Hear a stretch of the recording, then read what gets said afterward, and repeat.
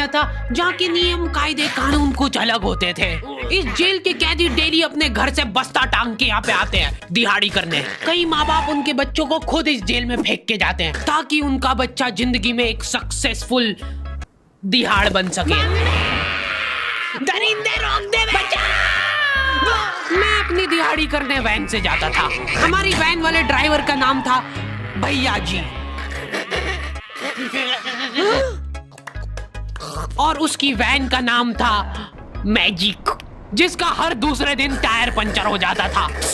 बच्चे लोग स्कूल जाके पढ़ना सीखे ना सीखे टायर पंचर बनाना जरूर सीख जाते थे। लेकिन भैया जी से मेरा अलग अटैचमेंट था। उनसे मेरे को दिल से नफरत थी। ये आदमी सुबह 5 बजे आके मेरे घर के सामने हॉर्न बजाता था। अरे भैयू, ओए भैयू, जल्दी से तैयार हो जा बेटा, 5 मिनट में निकलना है फटाफट। 9 बजे का स्कूल है यार हमारा। लेकिन ये आदमी सुबह सबसे पहले आके मेरे को लेता था। उसके बाद हम 3-4 घंटे पूरे शहर भ्रमण पे निकलते थे। शहर के पूरे आखिरी कोने से बच्चे ले लेके आता था ये आदमी।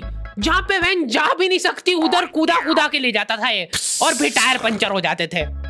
शाम पड़े वापस से हमको घर घर छोड़ के आता था ये। जिंदगी बर्बाद कर दी थी भैया जी ने मेरी। सबसे पहले लेते थे और सबसे आखिर में छोड़ते थे।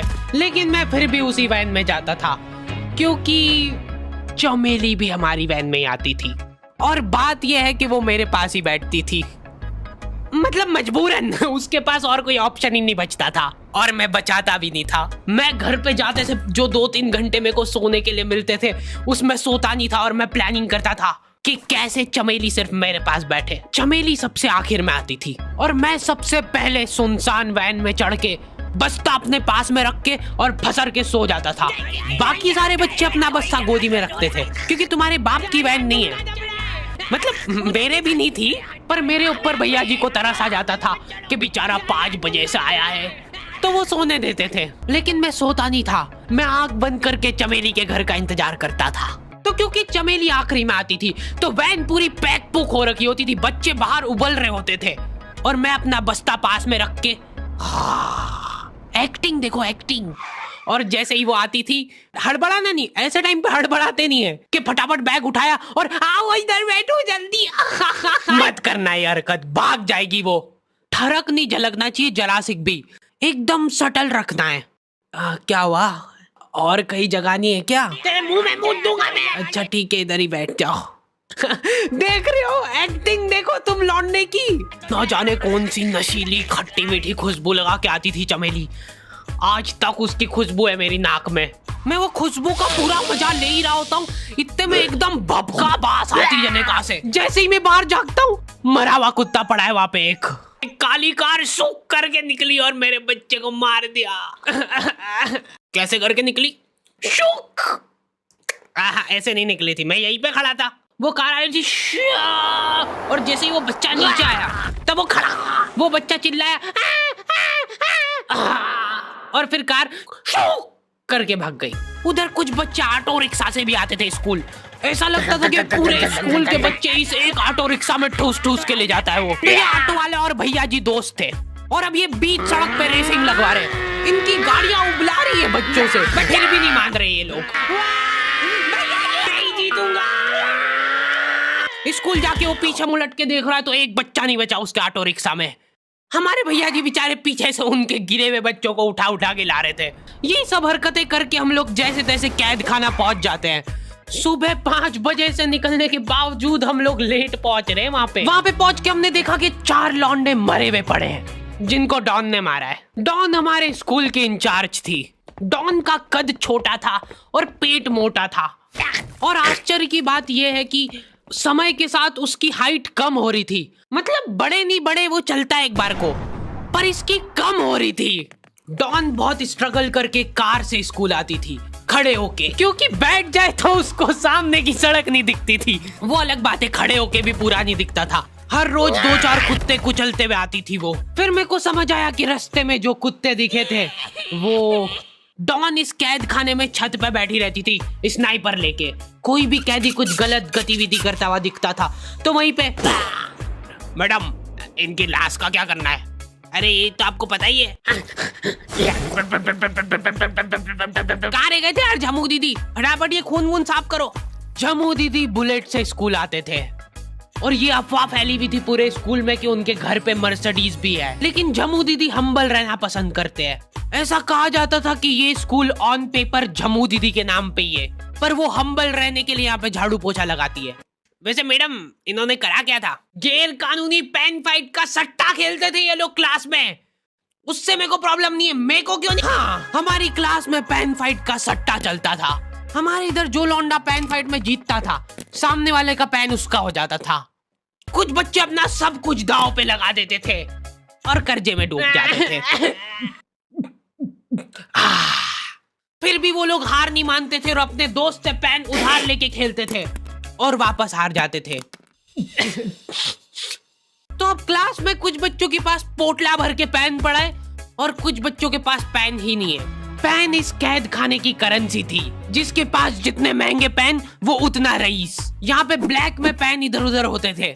नॉर्मल लोगों के पास होते थे 5 रुपए वाले जीफी जेल, जो कि तुम एक पन्ने पे लिखोगे तो पीछे 10 पन्ने तक छप जाएगा। और उनसे भी गए बीते लोग होते थे जो 3 रुपए वाला यूज एंड थ्रो लेके आते थे और उससे भी उनकी अच्छी राइटिंग आ जाती थी। बहुत चिढ़ मचती थी यार मैं कौन से। और कुछ चुनिंदा रईस लोग होते थे जिनके पास होता था ट्राइमैक्स। हर बच्चे का सपना होता था कि उसके पास एक ट्राइमैक्स हो, साथ में आसपास 2-4 लड़कियां हो। प्लीज मेरे को यहाँ पे ऑटोग्राफ दे दो। ये लो ट्राइमैक्स की इनके, ये ट्राइमैक्स क्या बात कर रही है? सही में एकदम रईस लोग ही अफोर्ड कर पाते थे ट्राइमैक्स। वो बाबड़े भी एक एक अक्षर लिख के रिफिल खोल के देखते थे। खाली हो रही है तो एक बार एक रईस बच्चे का ट्राइमैक्स चोरी हो गया। पूरे स्कूल में हाहू मच गई थी। वो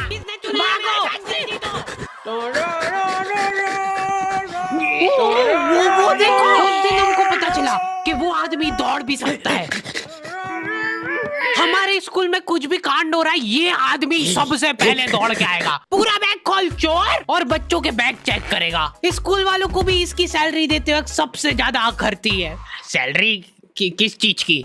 इस आदमी की शक्ल देख के ऐसा लगता था कि ये स्पोर्ट्स की आड़ में वैन वालों के साथ मिलके बच्चों की स्मगलिंग करता है। इस महान आदमी का नाम था भूषण। इसने अपनी जांग पे टैटू करा रखा था, भू अलग जांग पे, सड़ अलग जांग पे। सर कल से खो खो खेलने के लिए कितनी बजे आना है? वो तो बैग चेक करा पहले तू। इन्होंने पूरे कैद खाने के कैदियों को लाइन से खड़ा कर दिया है। पेन हमारी क्लास के बच्चे का गुमा है और पूरे स्कूल में ढूंढ रहे हैं लोग। आखिरी में पता चलता है कि वो बच्चा घर पे भूल के आ गया था उसका पेन। सॉरी बेटा, एक फेड में मुंह देगा।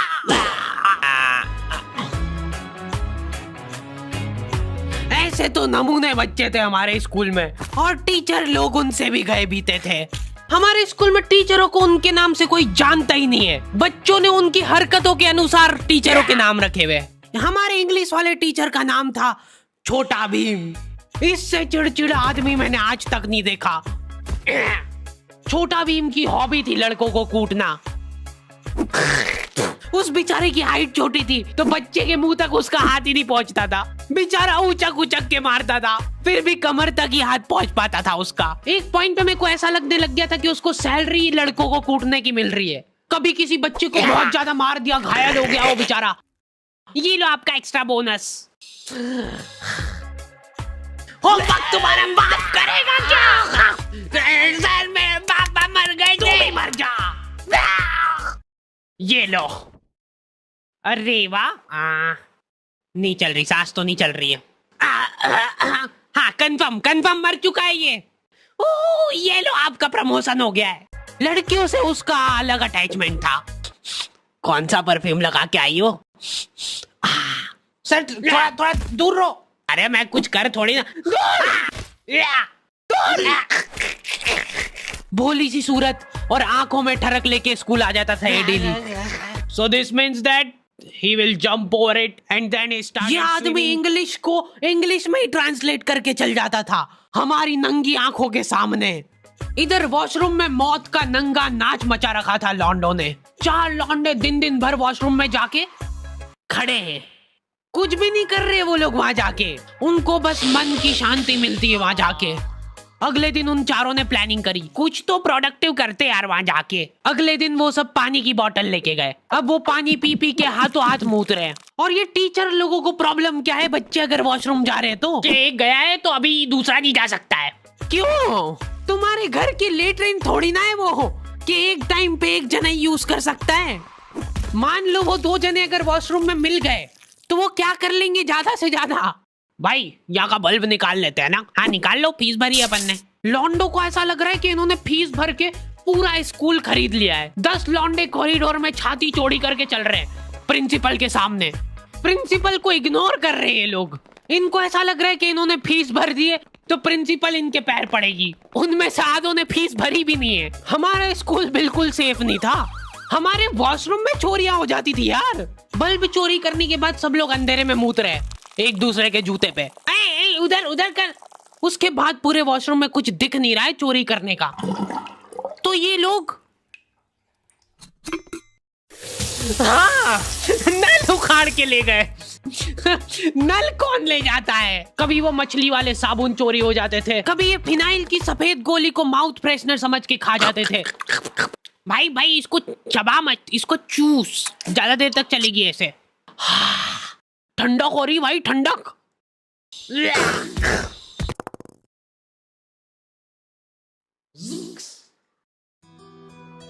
ओके तो द एंड हो चुका है।